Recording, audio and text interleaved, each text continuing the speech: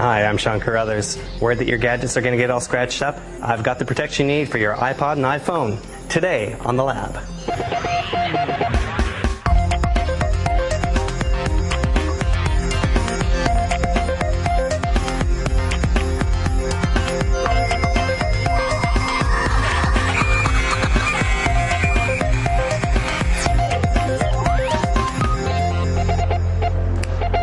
Hello, how are you? Good to see you and welcome. It's time for The Lab. Leo Laporte here, and this is the show where we explain how technology works in all its forms and fashions.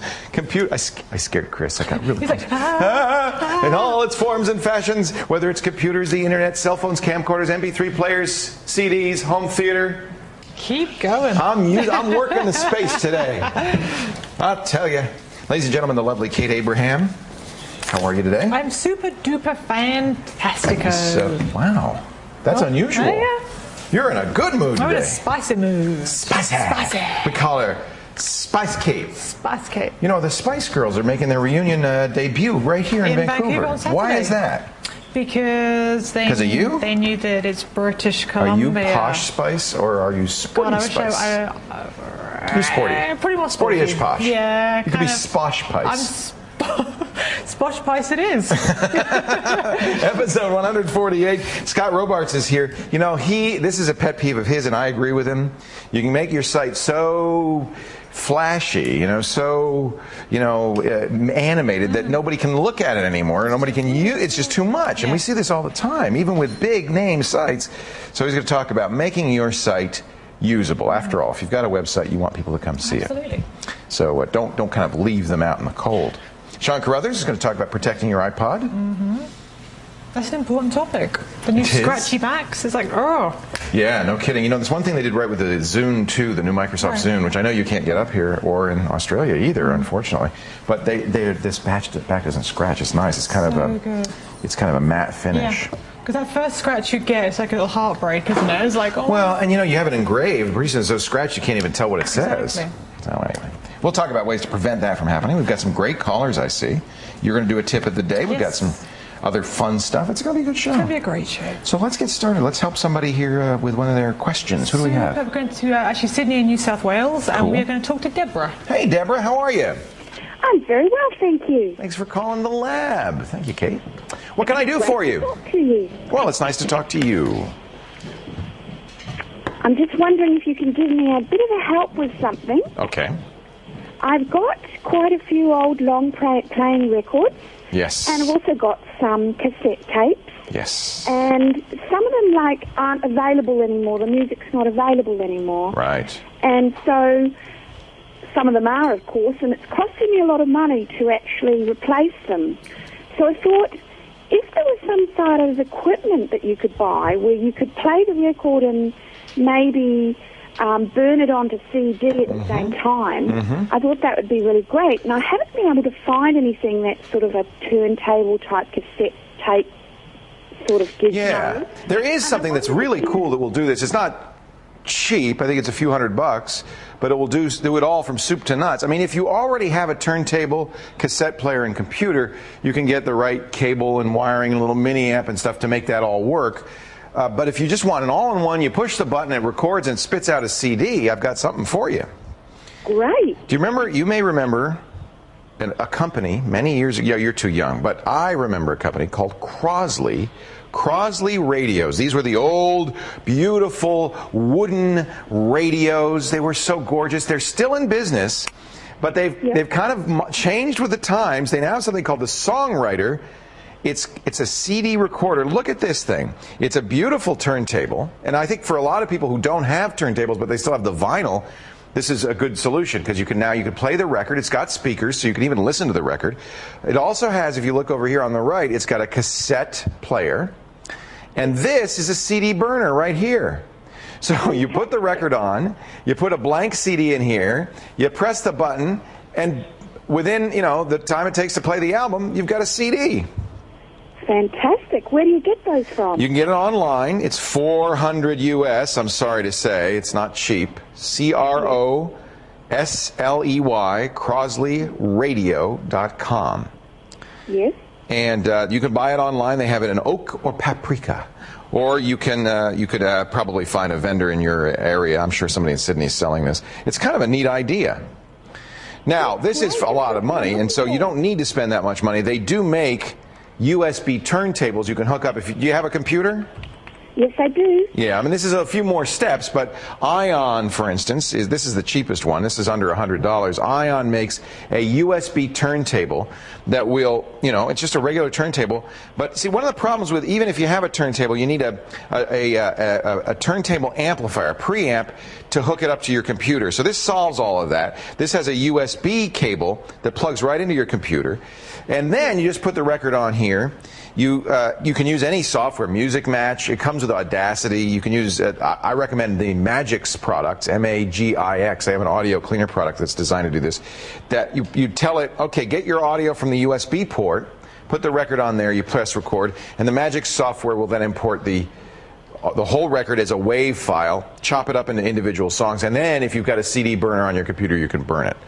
So it's more trouble because you've got to do some of this stuff manually, but it's a lot less expensive. That's only about $100.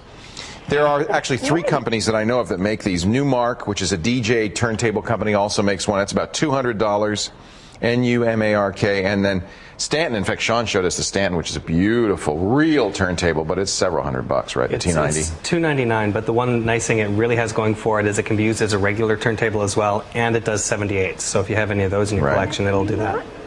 So there's 4 choices for you. For the easiest thing in the world, the Crosley, but it's also the priciest. Okay. I think that's probably what I'll go for because I'm not really computer savvy. Yeah, and if you had a lot of records, it'd be worth it. If you had 100 albums, just the fact that you put it on, put the CD in, and walk away makes it worthwhile. Fantastic. Thank you so much. Oh, you're so welcome, Deborah. Thanks so much for calling. Crosley radio.com, or just Google Crosley. They'll take you right to it. Thank you very much. Appreciate the call. I like the paprika one myself. That's my choice. Coming up, Scott Robarts. He's going to show us why you shouldn't make your site too flashy, because then nobody will visit it anymore. We'll talk about it when the lab continues. You stay right here.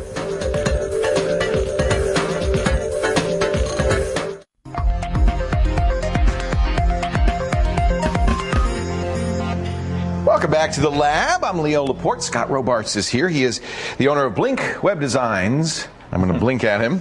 Blinkdesigns.ca. It's nice to have you, Scott. Thank you very much, Leo. And he's got an interesting point of view that maybe all those flashy web designs you see out there aren't the best thing for users.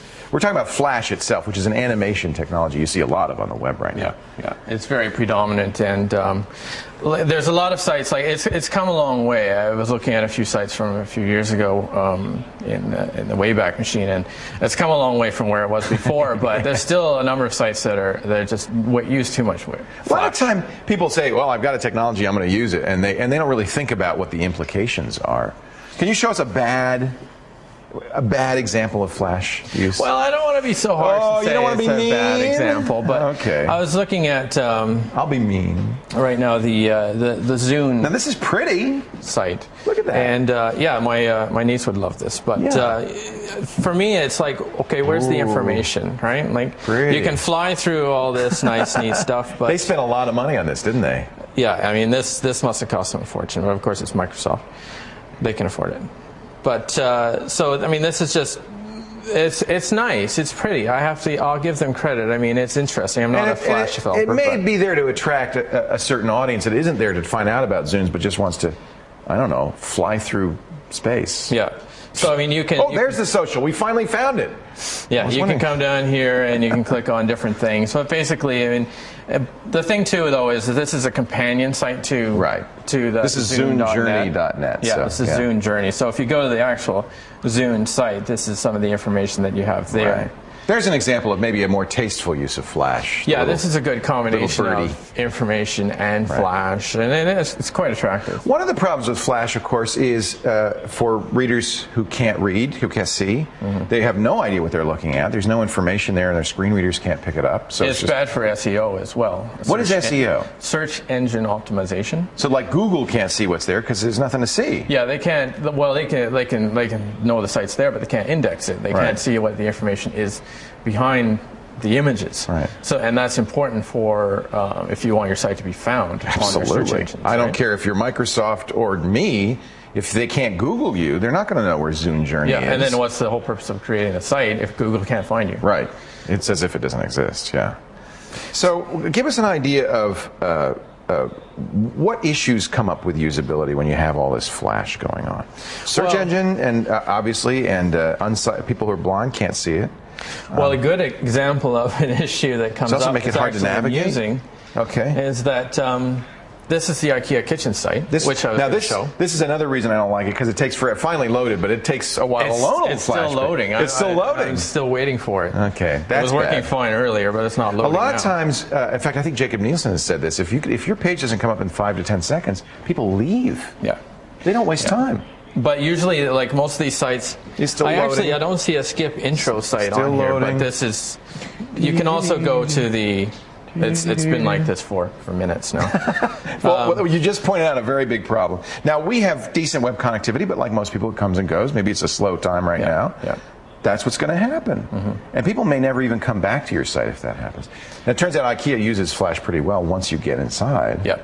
Yeah, so I'm going to show an example of that, something that they've done, which I think is quite nice. If you can see here on the screen.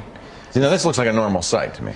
Yeah, but that's Flash. There's really good navigation here on the left-hand side and on the top. And that's text-based, so that Google can see it and users can read it. Yeah. And then if you go to these, like say, for example, you're looking at this and you're interested in what's in this region here. You click on this. Oh, that's neat. So that's down. Flash. Yeah, so I believe that's built on Flash, yeah. And then you can click beyond that and go into other areas of the site to get more information. And then you can close this up here. And then you can bring up this little menu here, which will show you all the items that are in that view. I have to say, I mean, it's convenient and it does make it more like a desktop application, but it always feels heavy to me and kind of a little bit slow. Yeah. And what if you don't have Flash? I mean, well, you have to install the player. So that's an added layer that you have to go through in order to view the site. I mean, admittedly, most people have Flash, but some people don't, and you're going to leave them out. And if you're IKEA, you're trying to sell furniture to everybody, not just 90% of the world. Yeah, and there's still a lot of people who are on slower connections and on slower computers. Yeah. So you have to be aware of that. Yeah. Can you do most of the things that you do with Flash without employing Flash? It looks to me like you could do much of that without Flash.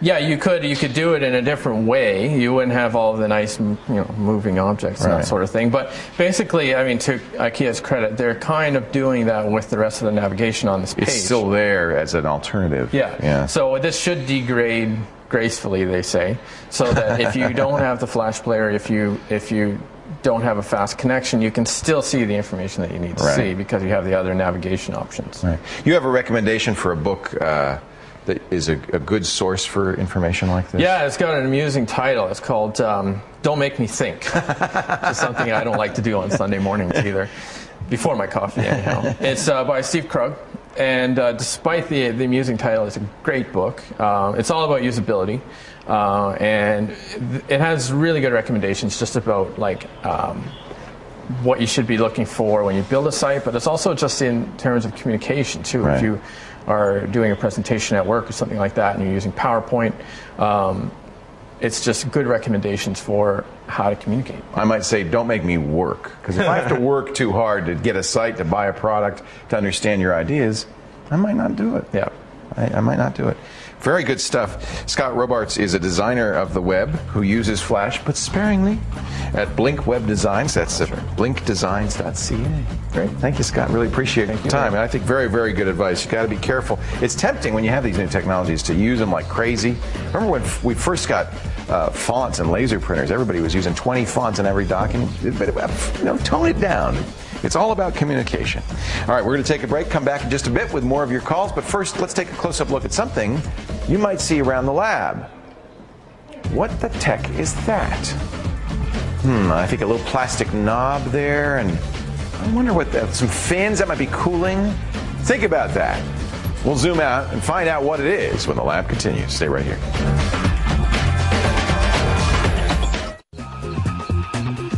Welcome back to the lab. Before the break, we asked you, what the heck is that? Oh, of course, it's an A6 Physics 1P1. It's a graphics card. Physics card. All right. Should have known. I saw the heat sinks. That should have been a giveaway.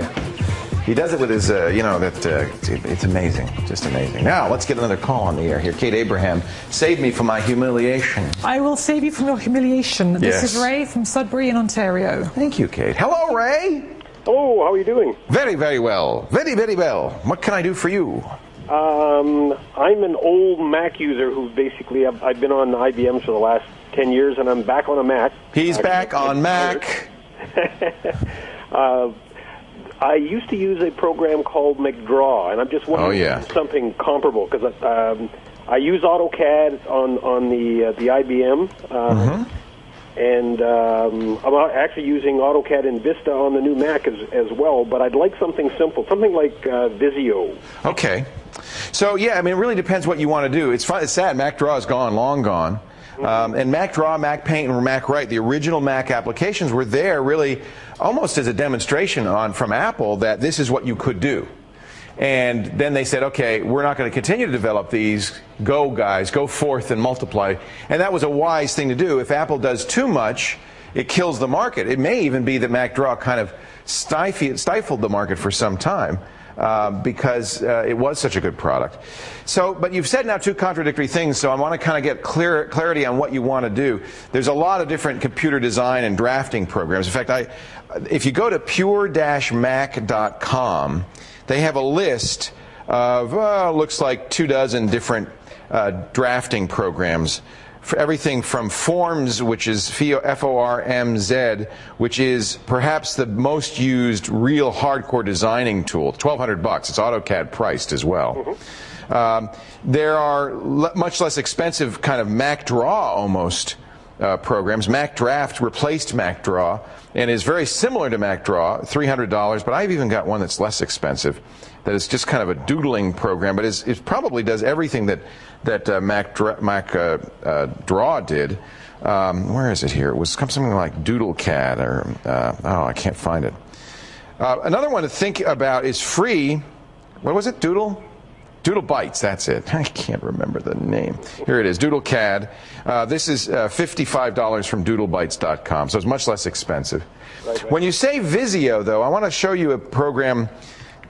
Visio is more about making illustrations using lines and drawings and kind of standard stamps. And if that's the kind of thing you want to do, for instance, illustrating logic or program logic or circuits, this is a wonderful program. You can download this and try it for free. It's from Omni Group. It's called OmniGraffle.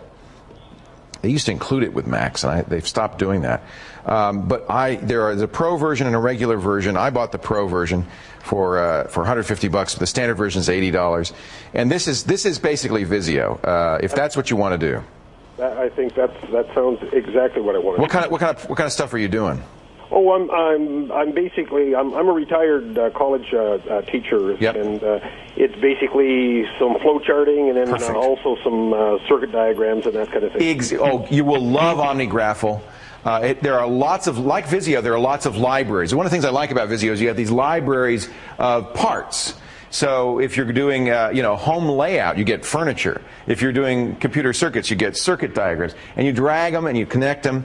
And it couldn't be easier. I've used it to illustrate concepts on my webpage when I was trying to explain fairly complicated networking things. For instance, they have networking symbols, routers, switches, hubs. And you can draw them, connect them, and put text in and everything. It's just a fantastic program. That's what I'm looking to. Yeah, I think you're going to like it. The best thing is you can download it before you buy it so you can see if it'll do what you want. I would go to this page. I mean, if you want to see everything, DoodleCAD, MacDraft, FormZ. I mean, there are so many programs. It used to be this was actually one of the weakest categories on the Macintosh. And there is no AutoCAD. But I think in many ways this has become one of the most interesting categories because I think, and this is a really good example, what's happened is people want to reinvent it. They want to come up with something different. They don't want to do yet another MacDraw, so they do. So I'm going to just set up, here's an example. We'll do a new OmniGraffle page here.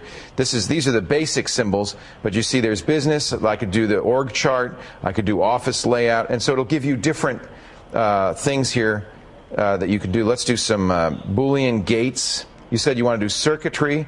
We'll do circuit engineering. That's exactly what I'm doing with it. Yeah, well, perfect. Look, here's all the gates. We just drag them on. You connect them with lines. I mean, it couldn't really be easier to do. And it has lots of wonderful features here for rotating. It is about as easy to use as any program. It's very much like Visio. If you like Visio, I think you'll feel right at home right away with this. Excellent. Thank you very much. It's a lot less expensive. Thanks for the call. I appreciate it. Thank you. Nice to talk to you. Take care. More of your calls coming up in just a bit. I'll tell you what, though. I want to test your brains. You ready? Quick quiz question time. What networking port is typically used for web browsing? Your browser uses this when it's surfing the net. It's 25, 80, 110, or any port in a storm. I don't know. You tell me. Tell you what, go to the website. Think about it. Cogitate. A little later on, we'll explain. When the lab continues. Stay right here.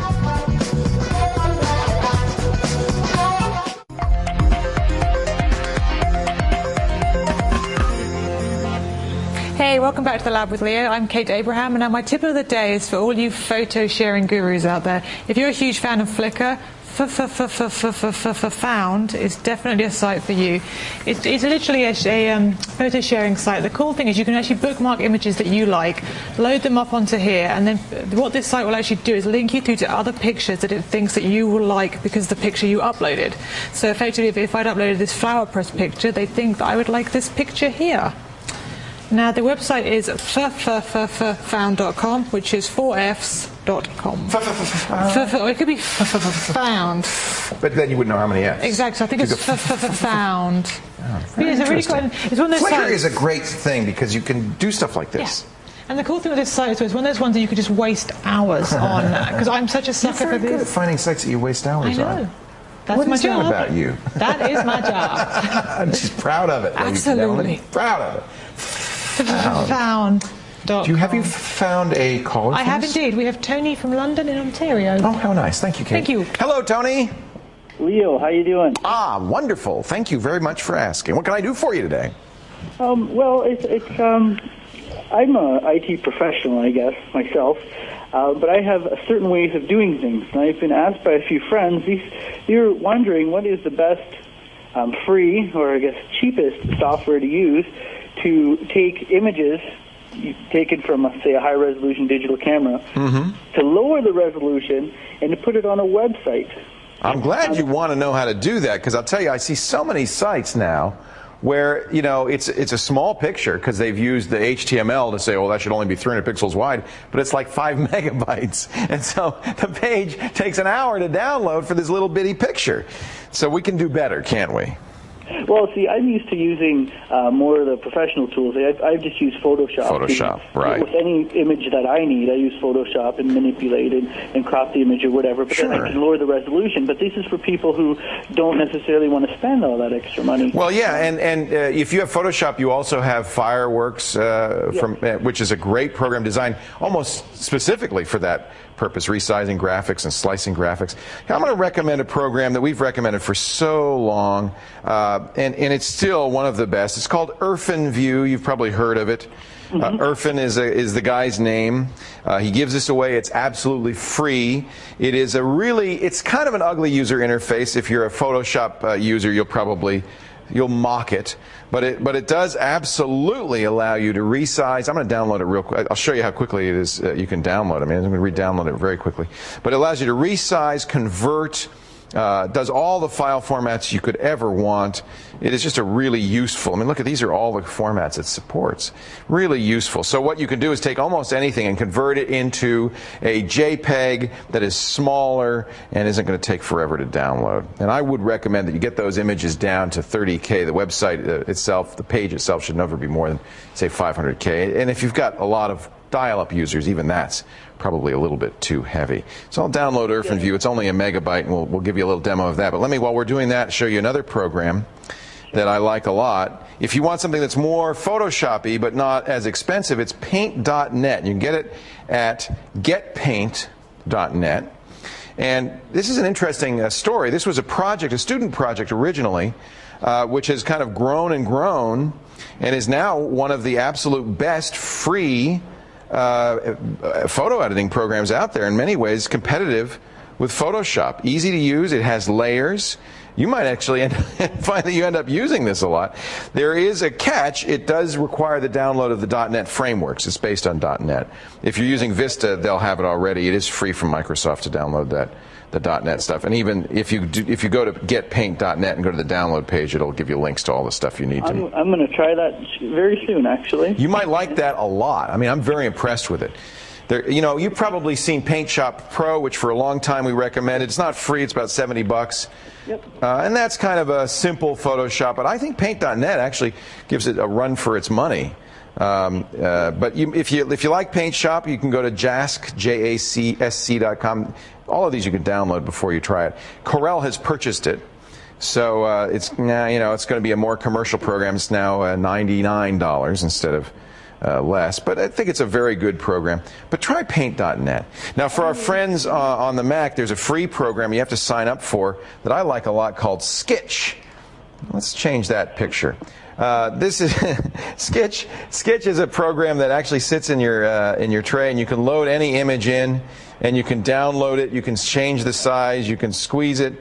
It's really handy for. They won't show this picture, but it's very handy for you. See how you can do that?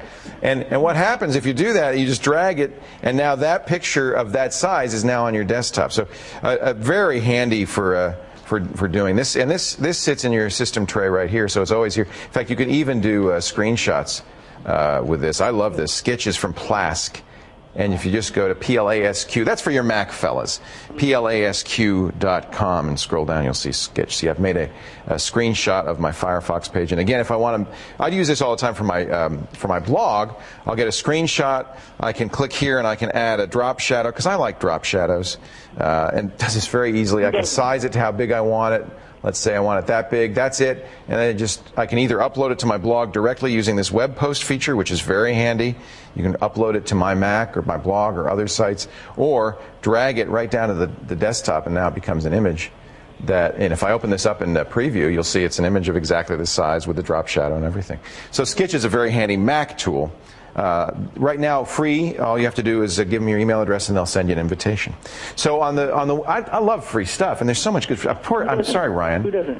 I just gave away 3 great things. Although Ryan has recommended both EarthandView and Paint.net before. So get Paint.net, EarthandView.com, and for the Mac folks, Sketch, which is at skitch.com. 3 good file programs that allow you to get those graphics down. So you're in IT support. That's cool. You do for a living what I do for fun. Yeah. Well, I do for fun too, I guess. It's all fun. Yeah, you know what? If you love this stuff, why not make it your job, right, Tony? Yeah. Yeah, well, I do development, and I teach computer sciences too, so I'm kind of involved in everything at the moment. What fun you have. I wish we had more time to talk. I'd love to find out more about what you do. Maybe you could teach me some stuff. Oh, I'm sure you could teach me quite a bit. That's why we'd have a great conversation. Hey, thanks, Tony. Thanks, Leo. Have a great day. More of your calls coming up right after this. Stay right here.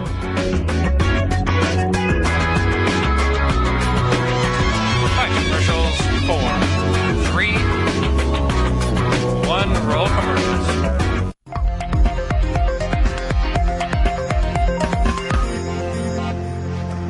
Welcome back to the lab. Leo Laporte here. Kate Abraham there. Hello. Hello. What do you got for me, Kate? I have Dan on the line, and he is from San Diego in California. Oh, it's a nice time of year to be in San Diego. You know, the water's always perfect in San Diego. You could surf anytime. Just beautiful. Anytime. I can't surf, but I could try. Well, you could. If you were in San Diego, she'd be able to surf, wouldn't she, Dan? Everybody in San Diego can surf. Hey, Dan, how are you today? Fine, thank you. Thanks for taking my call today. My pleasure. Thank you for calling. I don't think you're originally from San Diego. No, I'm from New Jersey. I thought as much. Are you a refugee to the coast, or are you working there? I work here. I work for a golf company. Oh, how fun. Yeah, how major fun. golf company. That's great. I'm sorry, go ahead. No, I'm mumbling, nothing important. Go ahead and ask a question. Yeah, I have my question. I get so many different answers, and I know if I ask you, you would give me the right answer, or hopefully. I'm thinking of getting a 46-inch LCD, a TV set, 8.5 feet away from my sofa to where the TV would be. What is the maximum size that I can get without hurting my eyes? That's too small. Pardon me? That's too small. What's too small? 46 inches. No, I don't want to. You hear so many different. I know, and I'm going to tell you a couple of things. I'm going to tell you the real truth, okay? Yeah, it's in the eye of the beholder.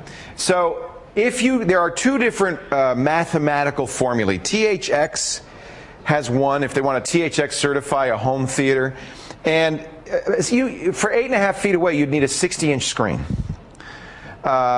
Believe it or not, 70 inches for 10 feet away, because what they're trying to do is duplicate the theater experience where it's really about peripheral vision. They want the screen to extend to your peripheral vision. Right. If the more standard rule of thumb is a little bit smaller, would probably say for 8.5 feet, you'd say 50 inches or 60 inches. It just depends on what you are looking for. If you want an immersive theater experience, yeah, I would say you'd want a 60-inch screen. What'll happen is you'll be like you're in the movie theater.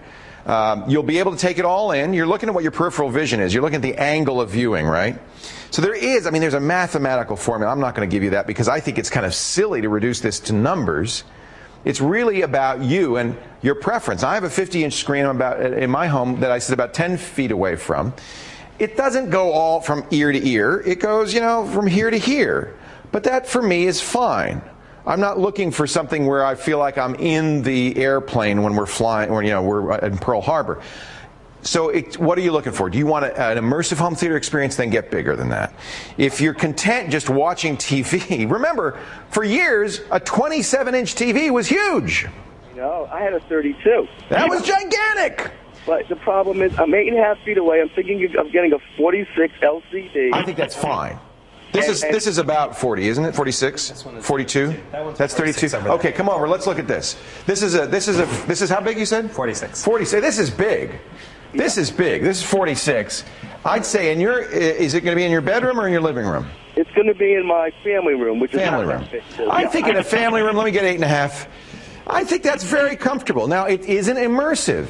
It isn't going to, wow, I'm in the theater. For immersive, you want something that goes from here to here. You want a 60 or 70 inch, even at only 8. It seems like 8.5 is not that far away, but that's why THX is saying, such big screens. They want you to feel like you're in the theater. I would say that's fine. 50 would be plenty at 8.5 feet. This is almost 50, right? A couple more inches would be 50, and it looks great. What brand are you looking at? Sony. Beautiful. The XBR? Yes, the XBR4. Beautiful. Those are LCOS sets. They're just gorgeous. They're not LCOS. They're LCD. But they give you a great picture. I think you'll be very happy with it. It's going to be very vivid. It's going to be bright. That's one of the nice things about LCD. You can watch them in a family room. You don't have to draw the blinds to see the... I don't have a big family room, and the only thing why I thought a 46 may be too big... No! I don't want to get a headache or anything like that. It's not too big. It's too small. If you listen to the experts, it's too small. I only have 50 inches to fit it in. I know. Believe me, it's plenty. It's plenty. I watch in my family room, and I'm actually pretty far away. I have a small Sharp Aquos. I think it's a 37, and that feels fine to me. It's because I'm watching TV. So the question is, are you watching a ball game, you watch a TV, or do you want an immersive experience? 46 is going to be I think, going to be just right for that family room. It's going to be great. If you wanted, to be King Kong to be coming at you, and you feel like he's going to get you, then you want a bigger screen. You don't want much smaller because if you're watching HD movies on this thing, you really do want it to feel like you're watching a movie. That's right, because I saw a 40, and the 40 is too small. And a 46 is just the right size. I think it's fine. I think it's and that's why I say these formulas are crazy, because you like it, Dan, so don't listen to these Dumbo experts who say, oh no, that's too small, that's too big. I know. They say you take 2.5 times 46 times 2.5 times, and that's how far you should be. And so many people tell you so many different... That's the rule. You're too close, you're too far. That's the rule. You get a headache. You go to the store, and you sit 8.5 feet away from it and say, can I see it? Does it feel comfortable? Good, I like it. Okay, but in your estimation... Perfect. It wouldn't, it should be okay. Perfect. Very good. It's Goldilocks perfect. It's not too big, not too small, just right. Very good. Thank you so much. Thanks, Dan. I really appreciate it. Nice. That's a hole-in-one, Dan.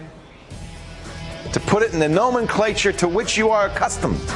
Now let me walk over here to Mr. Ryan Ewell. Yes. How big should it be, Ryan? 46 inches, is that big enough? I think there's an actual formula based on There is, I know there's a formula. There's two formulas. There's the home theater industry's formula and there's the THX formula. They don't agree, and the point is it doesn't matter what the frickin' What's the Leo formula? The Leo formula is you sit in front of it, does it feel good? Yeah, it's good. That's all that matters, right? And don't forget about the audio. How big is that? That's 27? I have no idea. 32. Okay, now I'm sitting here. To me, this is a little small. I want a little bit bigger. I like the one he's suggesting. I think it's good. Don't forget about your audio, though. Too many people forget about the audio. You know what? That's a whole other matter. I didn't even mention it today. And absolutely, they spend all the money on the TV and they put like little $200 speakers there. It's like, you got to feel it. No, it's got to go. There you go. Hey, sorry, I didn't mean to jiggle it. Easy. All right. Time for Ryan Ewell and Ewell's Jewels. Yes. Today. Do you feel me? I feel you. I feel you, man. I feel you. Look, you got a little pinkin. We do. We're playing Windows, and I believe it's Linux as well, and Mac. I'm guessing since that's Tux, it probably runs on everything. Probably runs on everything, and it's called Super Tux. Oh, it's cute. It's like Mario. Yeah, it's basically. Oh, how fun! And so it's a pretty well designed game. Same. And here, actually, I'll go to this level here, and I'll go into a level that some Is of it pretty close to the actual Mario? Well, some people might recognize. They call this level via Nostalgica, and people might recognize this level a little bit here if I quickly run through it. I don't know if anyone remembers the old Mario game, but pretty much this is it right here. Except the pipes, there's going to be a flower coming up right about here. Well, I didn't get the mushroom, so if you mastered it... 6 years of testing video games, and that's what happens. I die on this level. You lost your touch, Ryan. I did. I'm so disappointed. So that's free? It's absolutely free. Love it. You can download it. There's 19 levels, 26 levels, something like that. It's just, play a video game on your computer. Why not, right? They're not just for serious stuff. It's called Tux World? Super Tux. Super Tux. Super Tux. Because it's super cool. Super delicious. And where would I find Super Tux? Anybody know? Labwithleo.com, I think. Is that where? Sure. You sure? If I'm a betting man, that's where I'd bet on. You'd win. Labwithleo.com. Thank you, Ryan. Ryan, Jules. Coming up in just a bit. Shawn Carruther, did you ever get your iPhone scratched? I wish I had the problem of having the iPhone. I don't have that. How about an iPod? Yeah, I have a protective scratch on the back. Oh, you put a little thing on it. Case on it. See, he knows. We're going to show you how not to scratch your iPhone or your iPod. A protective case might be just the ticket. Shawn Carruther is coming up, but right now, one more chance to take your quiz question of the day. Test your brains on this one. Which networking port do you use when you browse? For the browser, the web traffic. Is it 25, 80, 110, or any port in a storm? Go to the website, give us the answer. We'll talk about it when the lab continues.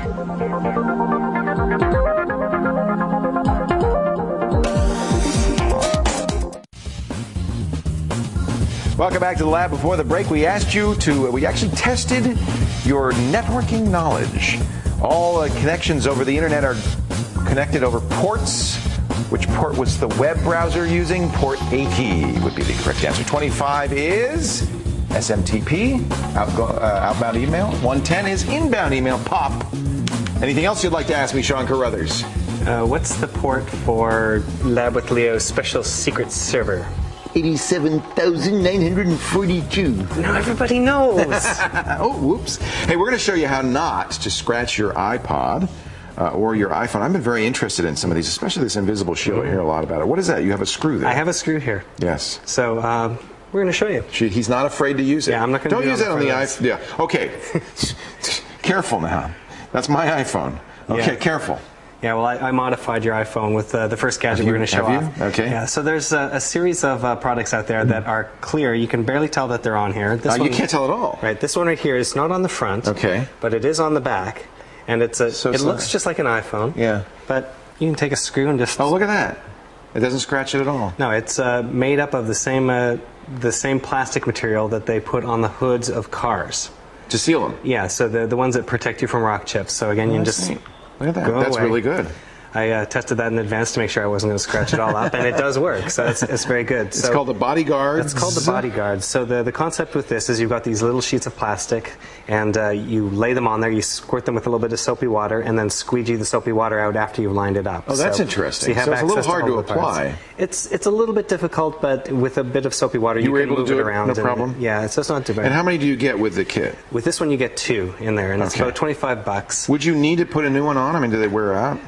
they will wear out after a little bit. They'll get a bit scuffed up, and you can tell on the side here it's a little bit milky where it. You can't really settle in. If you don't settle it in, it won't. Right. It won't look clear. Right. So right here you see a little bit of where we didn't get it applied properly. But for the most part, you really can't tell that's on there. You can't tell that that's on there. No. Does it have an opening for the camera so that it doesn't? It does have openings. So all the connectors all of the are spots available. that need Could you put it on the glass if you? You know what? They did have one for the front. Here's the downside of this. For me, it made it a little bit insensitive. So it does work for a lot of people. The thing about the iPhone is it's using the finger's capacitance. If you wear gloves, it doesn't work. Right. So any protective thing they had put on it would have to pass through the capacitance. And you know what? It does, but if you don't apply it 100% right on, then you might get a little bit of leakage on that, and you're pressing on one thing and it's sort of getting something next to it. So that's good to know. It can work for some people. This isn't the only company that makes these kinds of things. I've heard about Invisible Shield for some time. They also do it. Invisible Shield we also have, and I've actually, you can grab this, I'll grab the iPod.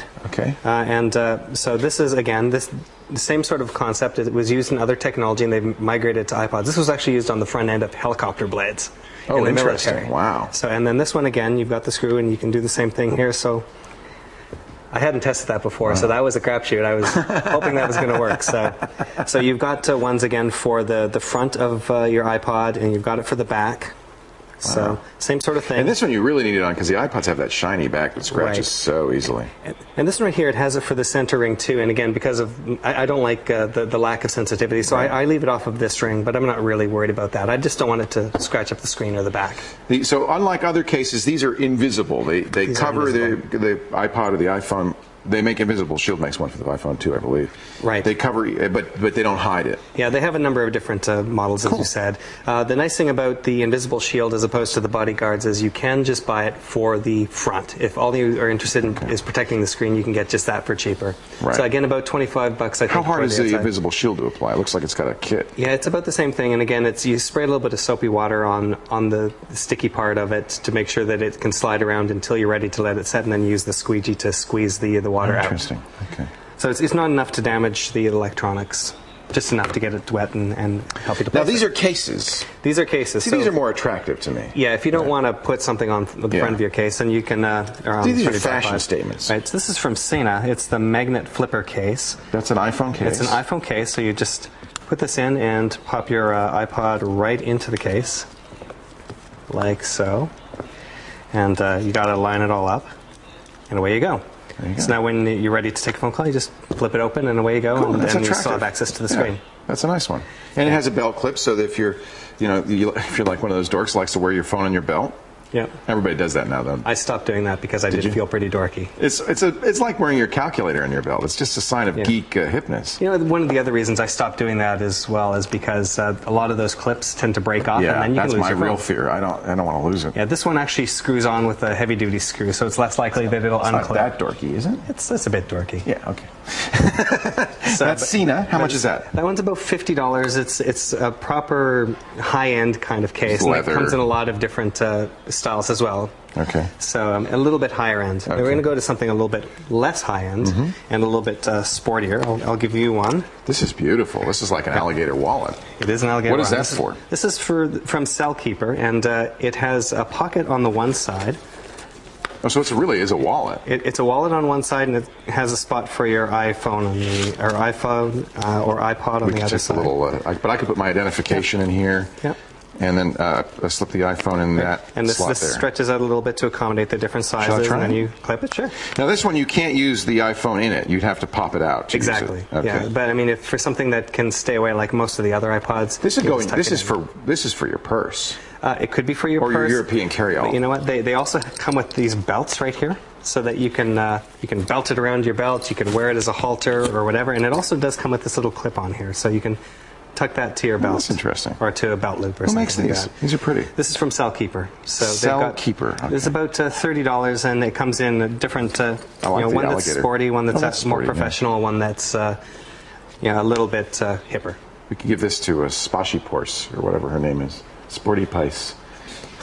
Spishport. All right. Our Spice Girl over here. All right. Okay, what else you got? This one's a little weird. This is a bit weird. This is protection in not like these other ones. Wait a minute, let me guess. You wear this on your head? You could wear that on your head. So it's like an iPod keeper for your forehead. No, it's too small for my head. Yeah, you know what? It's Wait a minute. There's your thigh. Where? Here. Let me tell you the name. What? It's called the neck fit. No. Yes. No. So not on the front though.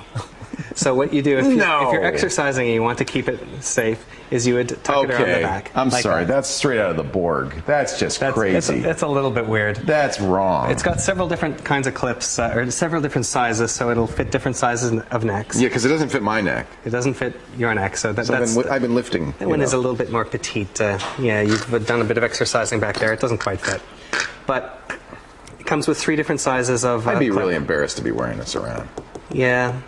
Well, you know what? It's not for people like you that would be wearing them around on the street, because you've got a pocket. This is aimed more at people that are exercising, working out. So they want something that they can clip to their necks that's not in their pocket or ready to fall out somewhere.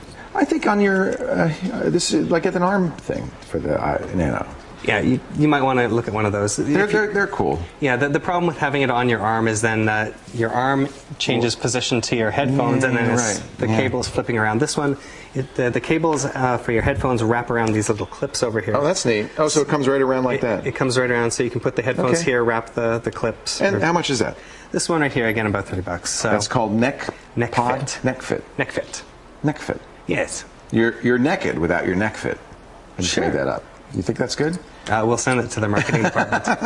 Some great cases. You'll find out more about them. We have links to all the manufacturers on our website, labwithleo.com. One thing we'll never run out of in this world, iPod accessories. It's true. There's so many all the time, and it's kind of fun to look at them and see what's good. I think these invisible shields and bodyguards are really a good idea if you just want to avoid scratching your iPod. All right. Where's your iPod? Do you want to scratch mine? Yeah. No way, man. No, you're not going anywhere near mine. All right, a final word coming up right after this. You stay right here. Shots.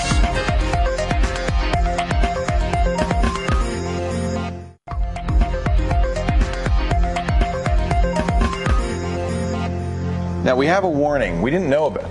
You are such a dork. We didn't know about this. He's wearing every case. But Kate pointed this out, that you've got to be careful with this product, the Shields product, because the glue that comes in the case looks exactly like... my lipstick. Show it up a little higher because they can't see it right now. Look at that. Can you see that? It's identical. So be very careful. This one's a bit better, although this could be something else too. I don't know. I look at this and I want to put it on my lips. Anyway, go ahead. Let's give that one a go. Sure, it tastes awesome. You got to be careful with these high-tech products. It actually is like a lip gloss applier. Please be careful. Hey, if you... Go